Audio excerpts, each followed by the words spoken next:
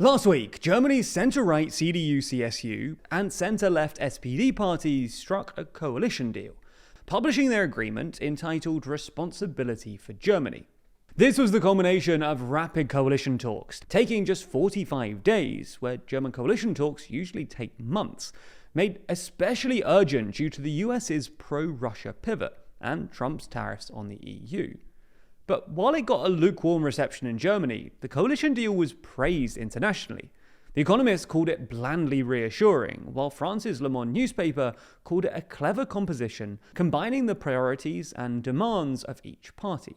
So in this video, we'll take a look at Germany's new Grand Coalition deal, some of its policies, and whether it can unite Europe.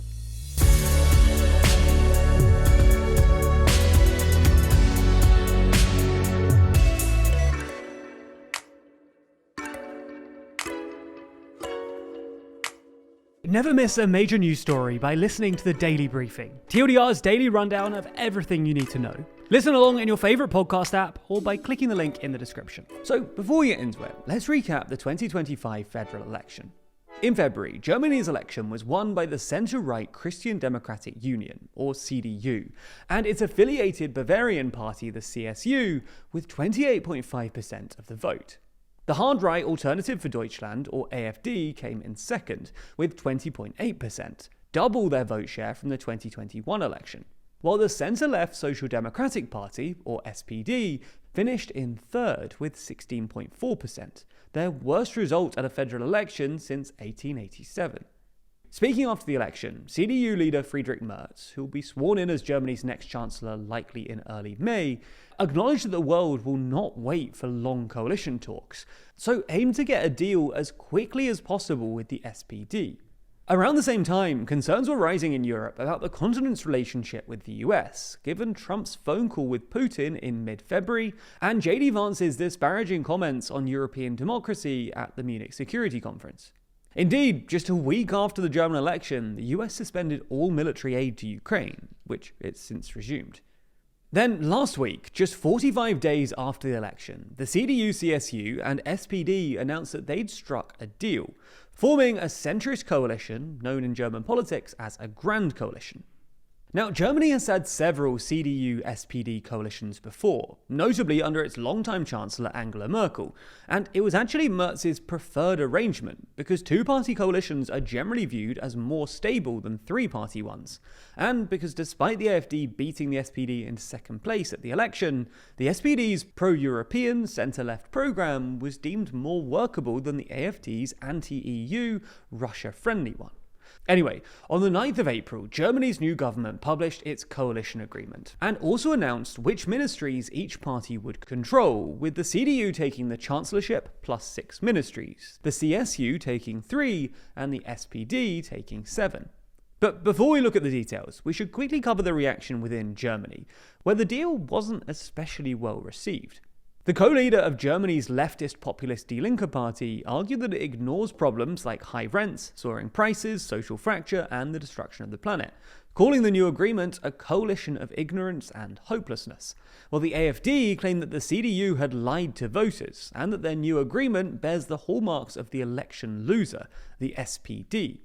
Even the CDU's Young Conservatives in Cologne wrote to Merz, complaining that the agreement was too left-wing, with Merz having given certain concessions to the SPD, such as amending Germany's fiscal rules to allow for more government spending, and reneging on a pledge to reject asylum seekers at the border.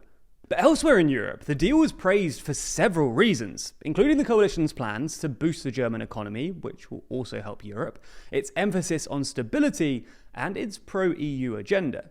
On the economy, while it's true that Merz gave the SPD a political win by amending Germany's strict fiscal rules to allow for more spending, upsetting the CDU's more fiscally conservative members, this should also help Europe.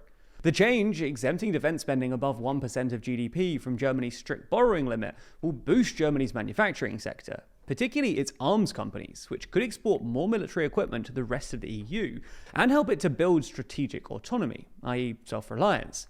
The deal's emphasis on investment, which appears more than 70 times in relation to trade, social housing, infrastructure, railways, AI, and more, also shows the government's broad approach to creating a thriving economy and restoring German competitiveness, which should help attract more foreign investment to entrepreneurs in Europe.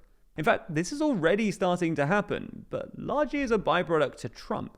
This month, investors have already been ditching US assets for safer assets like German bonds, due to Trump's erratic economic policy. And researchers are also increasingly considering leaving the US for Europe due to Trump's federal funding cuts. Assuming Germany continues on a stable path, this should further help to strengthen the euro, which this week surged to a 3-year high against the dollar. The coalition also wants to increase skilled labour migration to Germany, creating a new work and stay agency to expedite the recognition of foreign qualifications and encourage foreign graduates who have studied or trained in Germany to stay there, which, if they then joined European firms or startups, could help Europe's economy in the longer term. On the US-China issue, Germany's government says that relations with the US are of paramount importance, and they must be continued under the new conditions. They also want a trade agreement with the US in the medium term, and to avoid a trade war in the short term, although it's not clear from the document how they'd actually achieve this. While on China, Germany says that they will seek cooperation with China where this is in the German and European interest, but also said we will confront China where necessary, with self-confidence and our own strength. On Europe, the coalition wants to bolster the EU by strengthening the European internal market, improving Europe's maritime industry through German shipbuilding, strengthening European financial services and markets through uniform financial regulation, reducing EU bureaucracy, and pushing for a, quote, genuine European security union. They also want more qualified majority decisions in the EU Council, which would prevent disruptive member states like Orban's Hungary from blocking votes that require unanimity, and they also support the so-called E3 group, the UK, France and Germany, for foreign policy coordination. Aside from that, Germany's new government also has some funkier plans for Europe too, such as the boosting of the European Space Agency and ultimately getting a German astronaut to the moon. But whether Germany can successfully unite Europe depends both on how other EU leaders and the German population respond to Merz. His alignment with Macron on European financial, defence and security issues puts him in a strong position here, but proving to Germans that being part of a strong, united EU is actually a good thing is a slightly different challenge. The coalition parties state ambitiously in their agreement, "We will prove that 3 parties of the democratic centre can shape the country together successfully." However, Merz is already grappling with the AfD's continued rise, with an Ipsos Institute poll last week showing that the far-right AfD ahead of the CDU for the first time. So in addition to all of the challenges facing Europe, Merz can't afford to take his eye off what's happening at home either. Regardless, in 2025, one thing is certain. We can expect the news cycle to continue being dominated by these same major figures. But who's the most influential? Well, in the most recent edition of our magazine, Too Long, we find out. That's because this 72-page issue runs down our official ranking of the world's most influential people, a vote that saw the TLDR team and more than 15,000 of you casting ballots. In the magazine, you'll learn the entire ranking. Plus, we've written articles about all of the top 25, discussing how they wield their influence and how they interact with and shape our world, including Modi's struggles in South India, how Elon took over, Giorgia Meloni's battles with the Italian judiciary, and Trump's monumental comeback story. Also, if you want to dive even deeper, the premium edition of the magazine also gets you access to bonus videos. That includes the team debating their rankings of the top 25, with it getting pretty heated at times. We could potentially have a monumental jump on our hands. Yeah. Hands up for leapfrogging into 6th. The most powerful European country, the second biggest economy, the nuclear power that is... The nuclear power! Yeah. We also recorded the team reacting to the audience's ranking, so you can find out what they really think about your votes. It's not just about the most influential people though. Too Long also contains articles about the current state of the UK, the new right in Europe, and if peace can really hold in Gaza, along with a whole variety of other stories. Too Long truly is some of our very best journalism, with the audience consistently saying that previous issue vastly outstripped their expectations. So if you want a copy too, head over to toolong.news to pick one up. And if you never want to miss an issue, you can subscribe, which gets you a 20% discount on every issue as long as you stay a subscriber. Plus, just this week, if you use code INFLUENCE, you'll get an additional £3 off any subscription.